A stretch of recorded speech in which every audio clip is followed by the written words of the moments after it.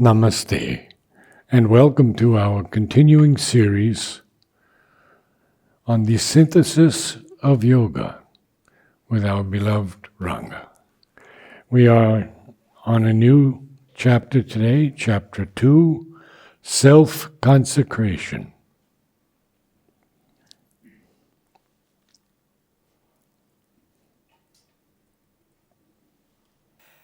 The previous chapter, Srimda has given us the 4 aids for a yogic life, for yoga.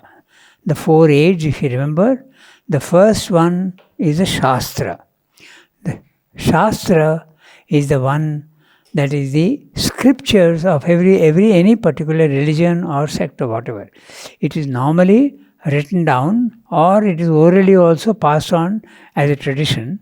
But Srimda also mentions something very interesting. He says that the real Shastra is there already within you.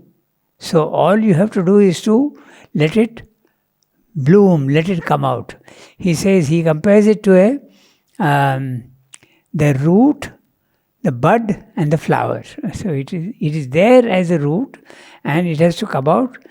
It comes out and the efflorescence is there.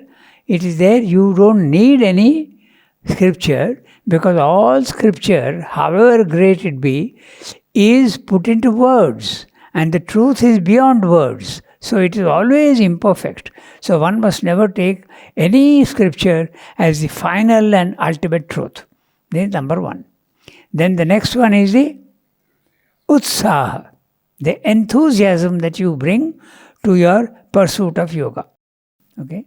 It can be, and he speaks about the intensity and also the amplitude. It should be very, very wide and it should also be intense.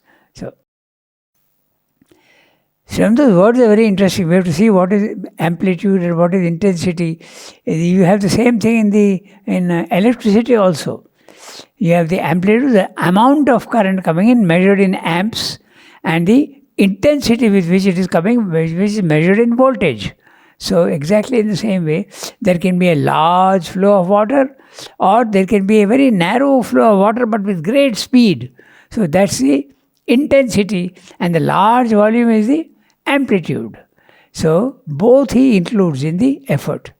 Okay, and then he says that your effort, depending on your effort, you will get the result.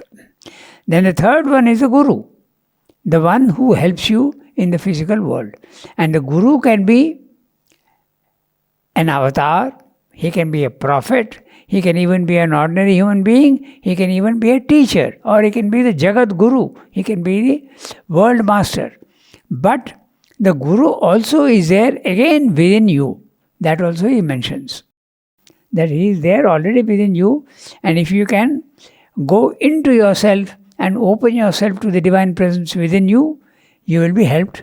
You don't need any guru, external guru. But normally, man is in such ignorant conditions that he needs a guru. He needs an external support.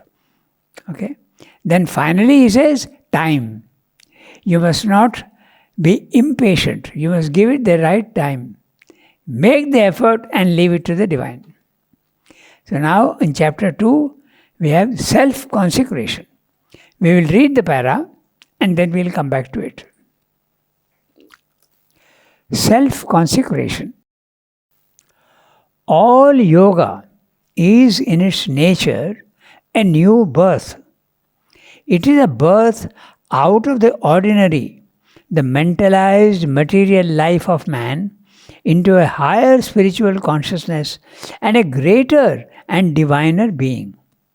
No yoga can be successfully undertaken and followed unless there is a strong awakening to the necessity of that larger spiritual existence. The soul that is called to this deep and vast inward change may arrive in different ways to the initial departure. It may come to it by its own natural development, which has been leading it unconsciously towards the awakening. It may reach it through the influence of a religion or the attraction of a philosophy. It may approach it by slow illumination or leap to it by sudden touch or shock.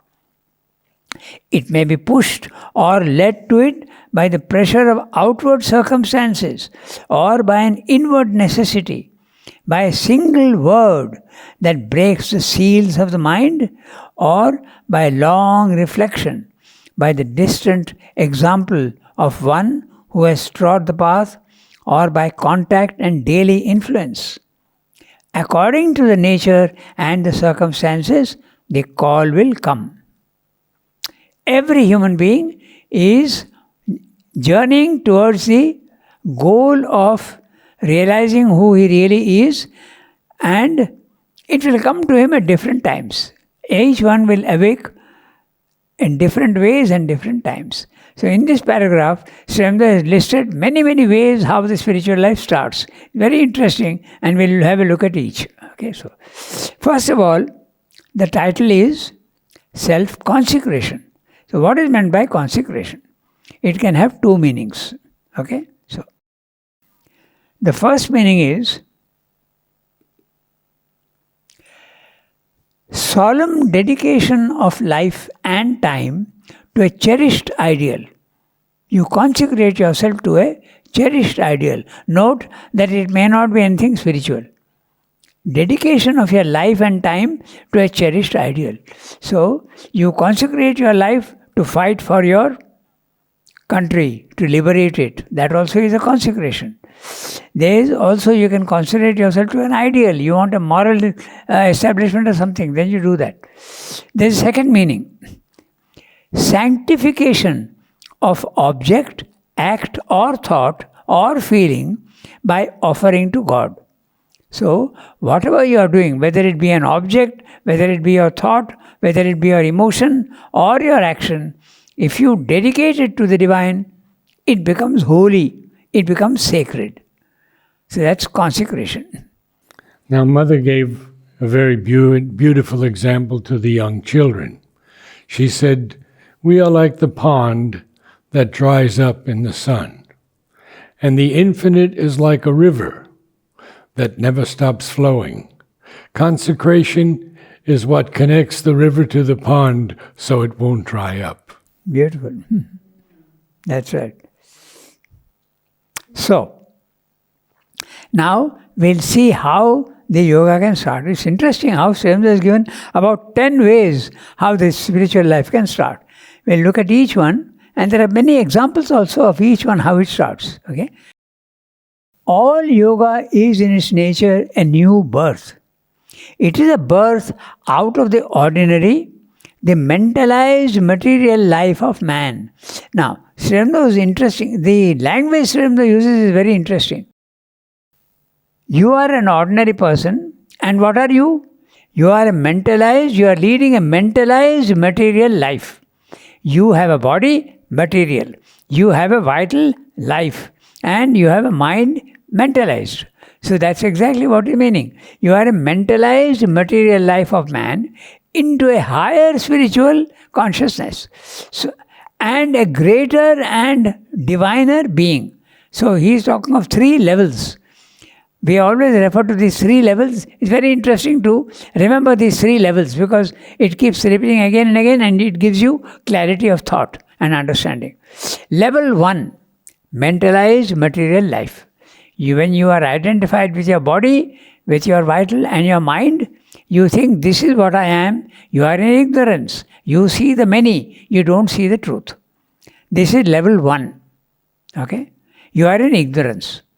Level 2, higher spiritual consciousness. So if they use the word spiritual. So when you go to your consciousness rises out of the body-mind life and goes into the spiritual planes of consciousness, which we can call level 2. Okay? Higher mind, element mind, intuitive mind, overmind. In these planes, you are not identified with your body-mind life anymore. You know that you are much more than that, and you are looking down at your body-mind life as something separate. You are only a witness, and you are looking there at it. Okay? But there are 4 levels there. Higher mind, intuitive mind, element mind, intuitive mind, overmind. And each one has got very specific characteristics. Very briefly, The higher mind is like a broad daylight compared to level 1, which is like a candlelit room. Okay? You have to struggle to understand things. You have to look into corners. What are you looking for? Is it there? Is it here? You can't see. So the level 1, the ignorance of man, is like a candlelit room. These are some of those images. In the higher mind, it's like a broad daylight.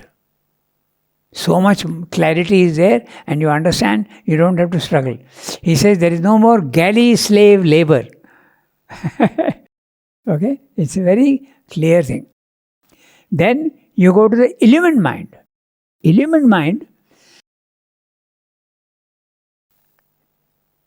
all thought ceases completely. And light is like light being thrown on an object, and you understand that, oh, this is this. Light is being thrown onto everything. The illumined mind consciousness. At the intuitive mind consciousness, there is no light being thrown from outside. Your consciousness has risen to such a level that the light in the object you are trying to see, that itself reveals itself. The light is coming from the object you are trying to understand. And finally, in the overmind, which is almost at the supermental level. So these are the 4 planes, and he has detailed description of each one. So this is level 2. That's a spiritual, higher spiritual consciousness. But there is a greater one, the third one, and a greater and diviner being.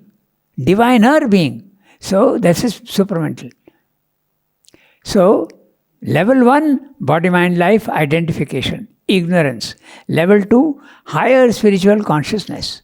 You are no more in that ignorance. You are seeing the reality.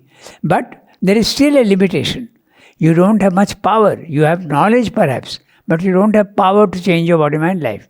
That power and ananda which may be missing here, or even if you have it, it is only partial. You go to the third level, a higher, greater and diviner being, supramental world, and there you have the power to even change the lower. So these are 3 things he has given you. So what's a spiritual life? It's a rising out of level 1 into level 2 and possibly even level 3. That's what yoga is all about. We go to the next sentence. No yoga can be successfully undertaken and followed unless there is a strong awakening to the necessity of that larger spiritual existence. And how does it come? How does this necessity arise? He is giving you about 7 or 8 ways it comes. We'll look at each one. Okay. Normal man is not at all interested in a spiritual life or something. He sees, even if he is very intellectual and he is very objective about himself, he sees his own defects. But there is no need for him to correct it. There is no urge to correct his deficiencies. But the spiritual life will start when you feel, my God, this is something in me which I don't like, I want to change it. Then the spiritual life can start. Okay, so the soul that is called to this deep and vast inward change, he is very clear, he is talking of the inward change and not the outer change. The outer change is too early. The outer change can come much later. All spiritual life in the beginning, you change the inner being. The inner being changes. Inner being also is an ignorance. But you have to change the inner being first, and then you can think of the outer. That's why in our Indian traditional system, when you speak of liberation, it's the consciousness of the soul that is liberated out of the prison of body, mind, life and goes up and feels free and peace and sense of infinity and release. So that's the inward change that he's talking about. Not the outer change. The outer change will come later. In Srivadasa Yoga, yes, you need the outer change also, but that comes much later. Third level. Okay, so the soul that is called to this deep and vast inward change may arrive in different ways to the initial departure. Now let's look at each one. It may come to it by its own natural development, which has been leading it unconsciously towards the awakening. So, by the natural development of your past lives, slowly, but that is the soul within you is awakening slowly through many, many lives. Okay? In fact, they speak of 1 lakh lives, 100,000 lives before you get a human birth. Before that, you can have an animal birth. You can have, before the animal birth, you can even be the divine presence in a plant, or it can be in an insect. It can be anything. The divine presence is there even in the atom. So slowly, this is evolving. The evolution, spiritual evolution that Swami is talking about is the consciousness, the divine presence which is slowly becoming aware of itself. The divine presence here has gone to sleep on purpose. It's an adventure it has taken up. I will go down into the opposite of myself. I am light, I'll go into darkness. I am pure bliss, I'll go into pain and suffering.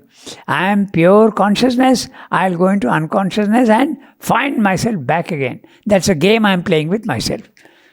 So, this is the evolution of spiritual consciousness. So, many lives, you would automatically, in one life, you come to the need to change yourself. That's one way. The first one may arrive in different ways to the initial deposit. It may come to it by its own natural development, which has been leading it unconsciously. Yoga starts when the effort is conscious towards awakening. You can say in a very general way that the animal is not capable of yoga if you define yoga as a conscious effort. It has to be a conscious effort. Then it's yoga. Okay? And that's why when man gets mind, Sri says, now he is ready for a conscious yoga. Then it may come to it by own natural development. It may reach it through the influence of a religion or the attraction of a philosophy. There are many people who are attracted to Sri Aurobindo philosophy and they are interested and they come. Okay? So, or it could be a religion. There are many examples of people who awake through religion. Okay? Even Ramakrishna, in a certain sense you can say, the awakening came through religion because his uncle was a priest in the temple, Kali temple at Dakshineshwar. And he also was appointed afterwards and he started with his profession was that of a priest. So through religion it can come. There are many examples also. Okay, in the Christian world, there are many through religion. For instance, Bernadette in France. Okay, she awoke because of her religion. She first saw the Mother Mary, and then it opened up her whole spiritual life. So it can come through religion or through philosophy. I don't know if this is true or not, but I've heard it about Kalidas pruning a branch that he was sitting on, and he falls down and hits his head, and he's awakened. That last bit I don't know, but the first bit is correct. Uh-huh. It is to show that he was a pretty stupid fellow. Okay, but there was a transformation, and his poetry, he turned into a poet. So, I don't know if the fault is it, but the story is there to show that he was not a very intelligent person in the beginning. But his poetry is of a very high standard. Okay, poetry. So, the second way, religion and philosophy. Then, it may approach it by a slow illumination or leap to it by sudden touch or shock. So here he has given 3. A slow illumination. Slowly, maybe even in one life, slowly you realize that you need to change.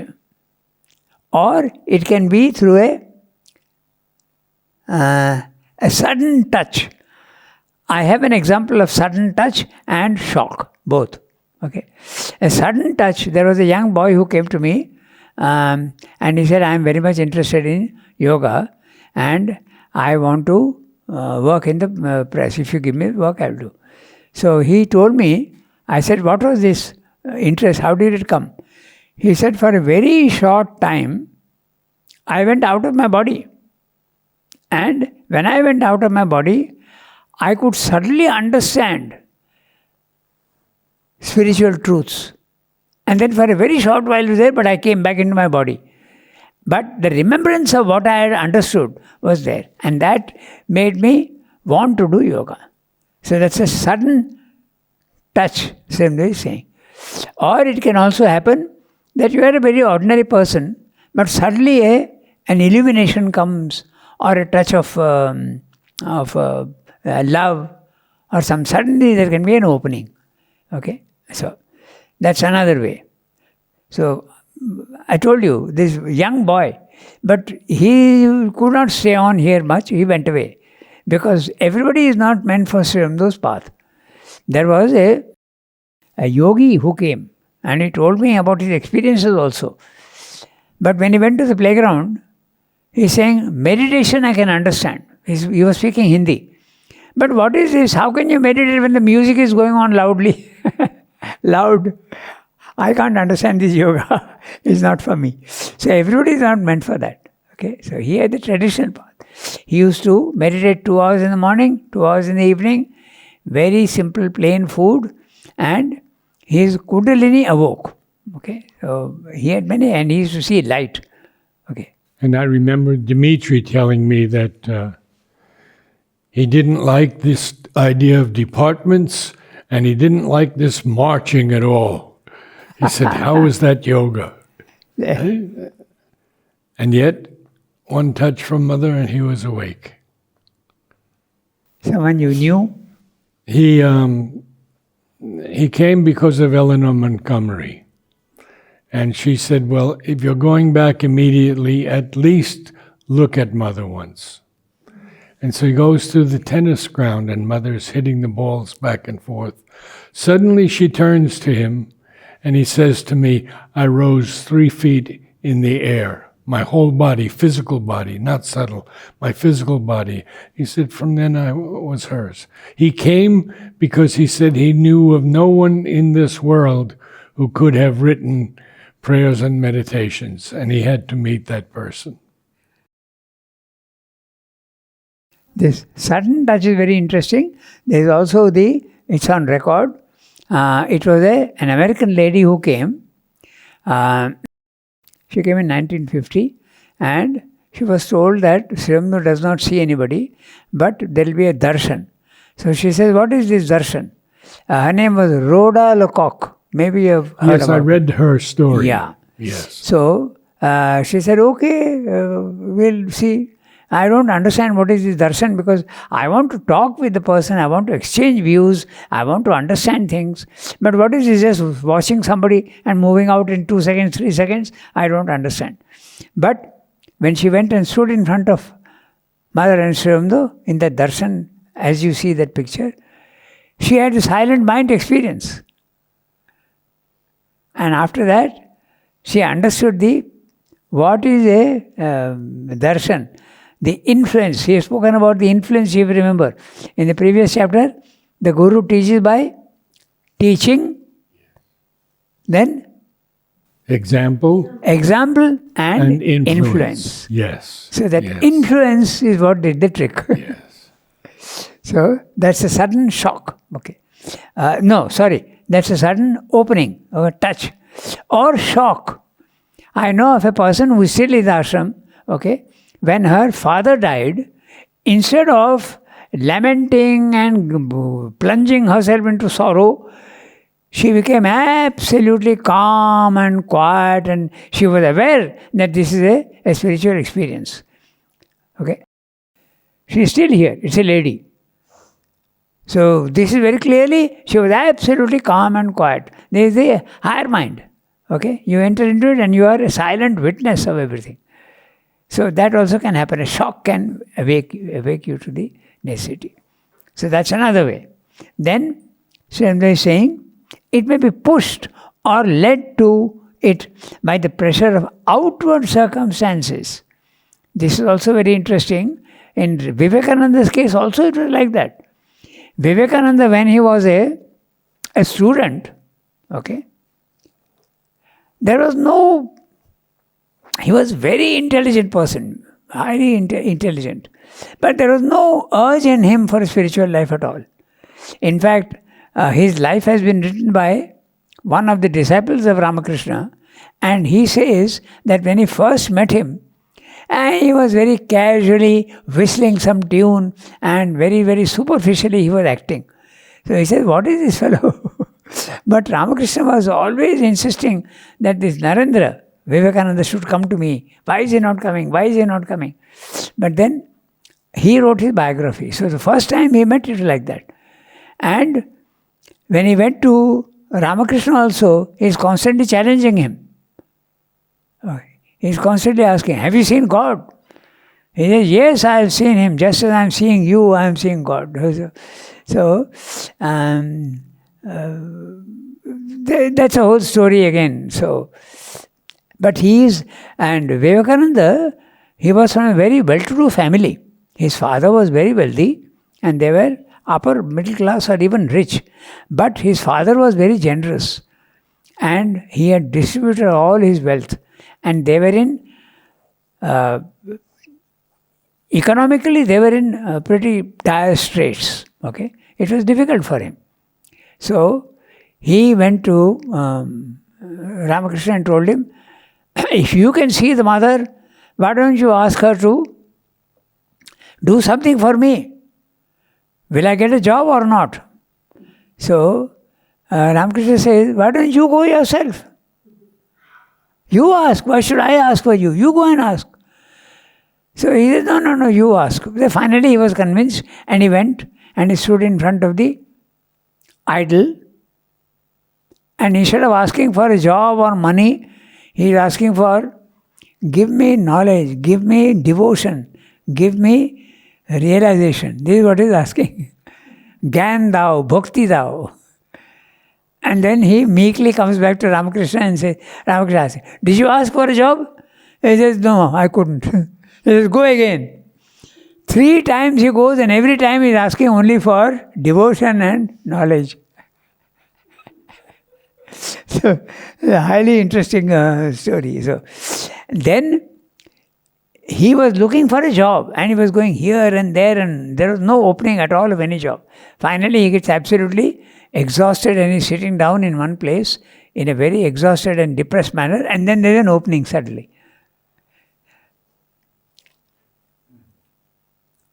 Pressure of outward circumstances. So, more inward necessity. Yes, the inward necessity is there, but the pressure of outward circumstances forces it to come out. So there's so many interesting ways. Or it may be pushed or led to it by the pressure of outward circumstances or by an inward necessity. Now, by a single word that breaks the seals of the mind or by long reflection. Now, that single word is also very interesting. Sometimes one single word and the fact of a mantra is based on this. The mantra, actually you can even speak of poetry. Ordinary prose, when I am speaking words, okay. Let's start from animal sounds, okay. An animal can communicate with sounds, inarticulate sounds. It can express anger through sound. It can express a desire through sound. It can express pain through sound, like a whining of a dog. Okay, that you know that he is not happy, or the purring of a cat. So sound it can convey to you. At the human level, it becomes sound, but it becomes articulate sound. Okay, the mantra is sound that can take you to the truth behind the words. Okay, so a single word can sometimes have the power to awaken you to the truth that is already trying to come out from inside. Om. Yes, that's exactly. In fact, Mother says that when she first heard the word Om sound, it was a revelation, she says. So, I'll give you 2 examples of this sound. Okay? One single word, she's saying. There is a story, it's a Bengali story, of a young boy who takes the cows out for grazing, and at night they have to bring them back again. When the evening is coming, he has to hurry up and bring the cows back home again. So he is delaying. He is a young boy. He is delaying. He is not being very focused in his work. And his mother gets a little impatient and tells him, hurry up. We have to go home. It's getting late. It is becoming dark. We have to go home. Bela hoye gelo, badi chalo, badi jete hobe. We have to go back home. Going back home can have a spiritual meaning. And this boy suddenly awakes to the spiritual life by hearing these words. We have to go back home. One single word is enough.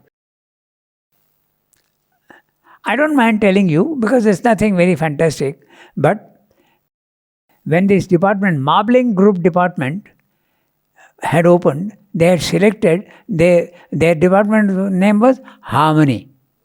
Okay? And there's a passage in the Mother where Srimad is speaking of harmony of thoughts, harmony of emotions, and harmony of this, and harmony of actions and all.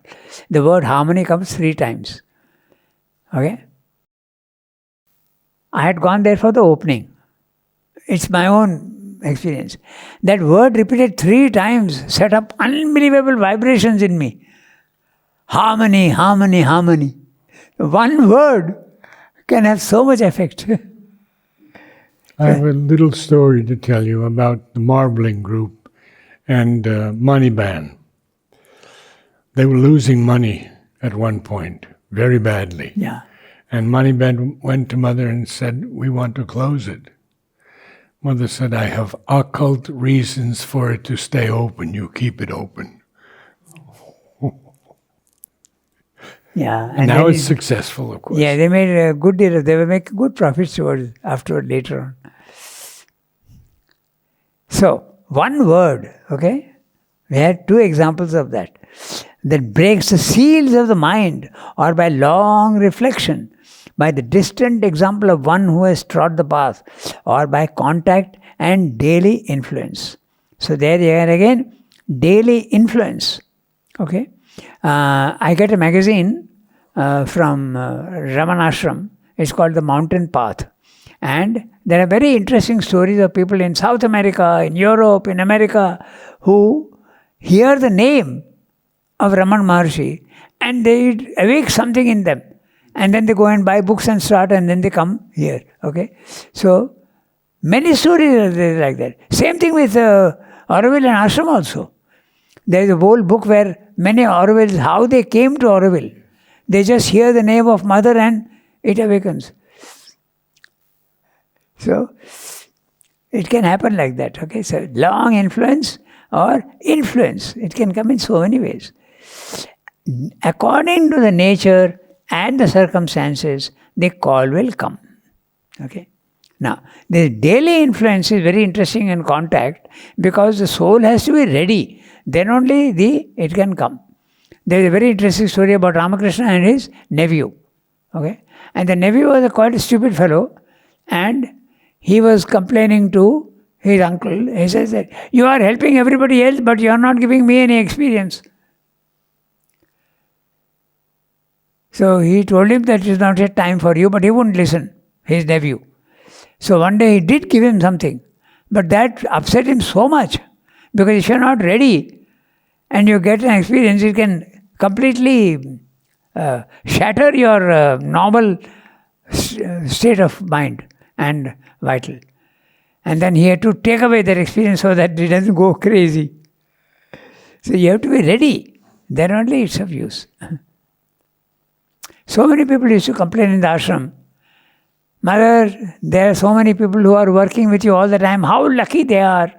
Okay? Nalnida, Amritada, Pavitrada, all these people used to have constantly as a Champaklal. So Sri had to tell them that it is not the outer touch of the mother that is important. It is the inner mother that you have to realize. So you have to, simply remaining with somebody, presence is not enough. Your soul has to be ready and respond to that need. And he also tells them that, do you think it's easy to be in mother's presence? It puts a lot of pressure on you. So many different ways the spiritual life can start. We go to the next para. Good. But in whatever way it comes, there must be a decision of the mind and the will, and as its result, a complete and effective self-consecration. The acceptance of a new spiritual idea force, an upward orientation in the being, an illumination, a turning or conversion seized on by the will and the heart's aspiration. This is the momentous act which contains, as in a seed, all the results that the yoga has to give.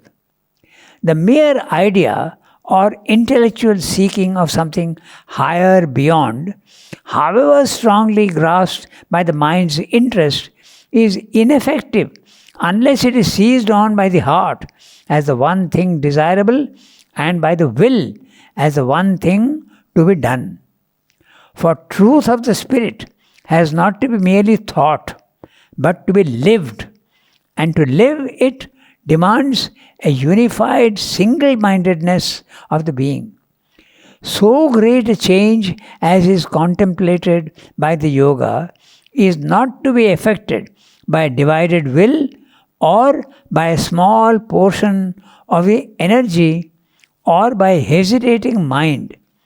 He who seeks the divine must consecrate himself to God and to God only. Not easy.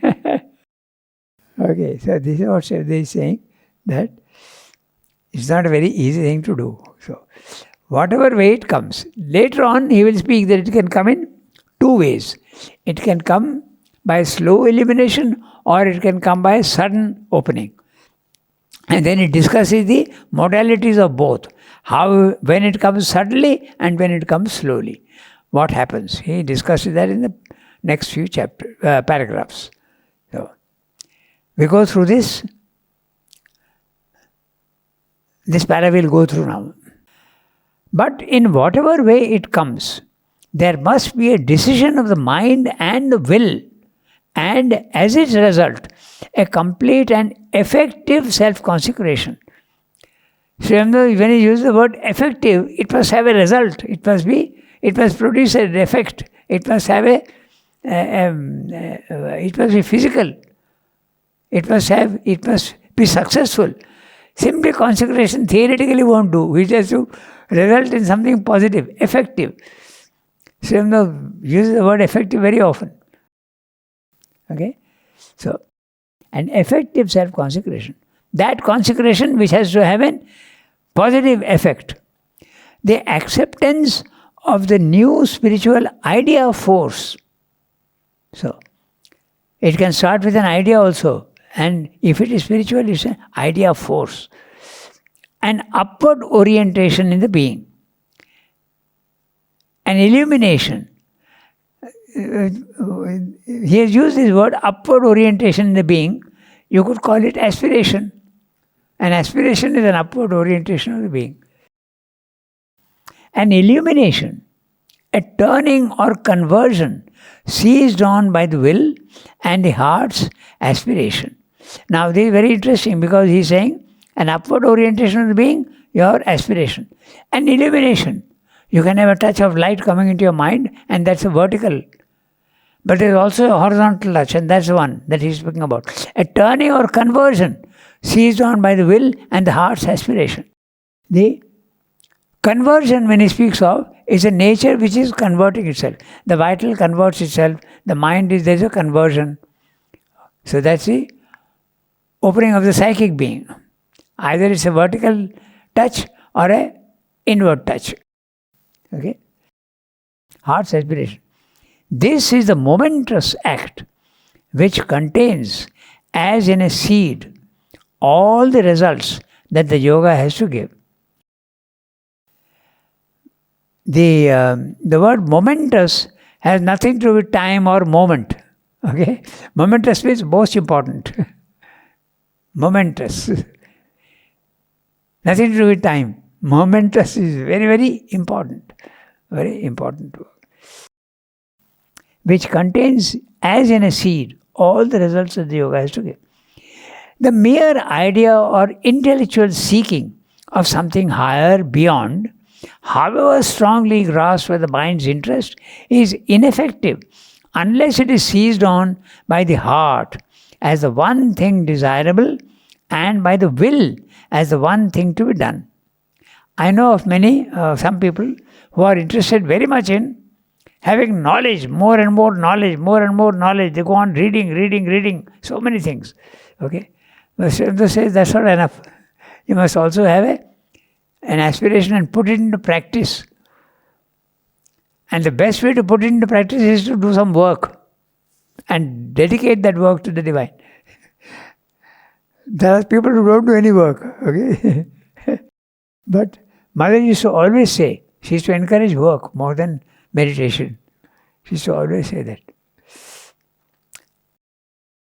Go to the department and start doing some work. She used to always send them for work. So, mere idea or intellectual seeking of something higher beyond, however strongly grasped with the mind's interest, is ineffective unless it is seized on by the heart as the one thing desirable and by the will as the one thing to be done. For truth of the spirit has not to be merely thought, but not merely thought, but to be lived. There is a very interesting 3-line thing from Mother. To know is good. To live is better. To be, that is the best. Interesting. So that's exactly what is reflected here. To know is good. To live, it is better. But to become that is the best. That's what Srimad is saying here. However strongly grasped by the mind's interest is ineffective unless it is seized on by the heart as the one thing desirable and by the will as the one thing to be done. Okay? You have to actually do it. For truth of the spirit has not to be merely thought, but to be lived. And to live it demands a unified single-mindedness of the being. So great a change as is contemplated by the yoga is not to be effected by a divided will or by a small portion of the energy or by a hesitating mind. So what is a small portion of the energy? He is talking of the vital. Okay? It's not enough. The vital must fully consecrate, not a small portion. It has to consecrate itself fully. Or by a hesitating mind. So you must have a mind which has made up its mind that yes, this is what I want. The will must participate and you must put it into practice and live it. Even through all the failings and falls and stumbles. That's right. Every time you stumble, he says, the aspiration can disappear as in a windy pass, and you must rekindle the torch of your aspiration. This is what he says elsewhere in Synthesis. You must be able to rekindle your torch of aspiration. It will get extinguished as in a windy pass, in a windy passage or something. Pass. Yeah. Pass. Yeah. A windy tunnel or something like that, I forgot. Anyway, so, he who seeks the divine, now that last sentence sums it all up. He who seeks the divine must consecrate himself to God and to God only, not to anything else. So, as I was saying, he discusses it can come in two ways. It can come suddenly or it can come slowly. So that is what he is discussing now. If the change comes suddenly and decisively by an overpowering influence, there is no further essential or lasting difficulty. The choice follows upon the thought or is simultaneous with it and the self-consecration follows upon the choice. The feet are already set upon the path, even if they seem at first to wander uncertainly, and even though the path itself may be only obscurely seen and the knowledge of the goal may be imperfect. The secret teacher, the inner guide, is already at work, though he may not yet manifest himself or may not yet appear in the person of his human representative. Whatever difficulties and hesitations may ensue, they cannot eventually prevail against the power of the experience that has turned the current of the life. The call, once decisive, stands. The thing that has been born cannot eventually be stifled. Even if the force of circumstances prevents a regular pursuit or a full practical self-consecration from the first, still the mind has taken its bent and persists and returns with an ever-increasing effect upon its leading preoccupation. There is an ineluctable persistence of the inner being, and against it, circumstances are in the end powerless, and no weakness in the nature can for long be an obstacle.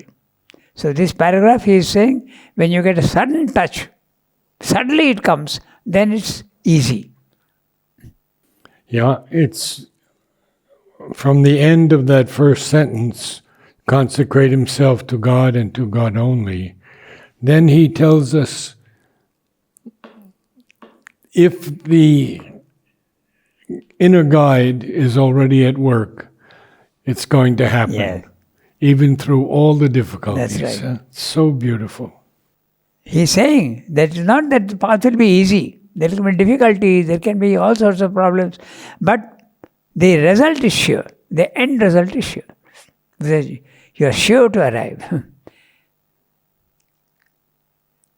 Okay? Then the next paragraph, he speaks of the awakening in a slow manner. This paragraph, he is speaking about when the sudden opening is there. Okay? A touch, and then whole life takes a U-turn. But there can be another method. You see the first sentence of the next para. But this is not always the manner of the commencement. The sadhaka is often led gradually, and there is a long space between the first turning of the mind and the full ascent of the nature. It's a very slow process. This para, he has spoken about a sudden change. It can come. There can be a sudden awakening, there can be a sudden touch illumination from above, and your life changes entirely. So that's one way. The other way is a slow development. So that's one that we'll read next time. Namaste all. Thank you for attending. Remember that next Wednesday we have the Life Divine at the same time, 6 to 7.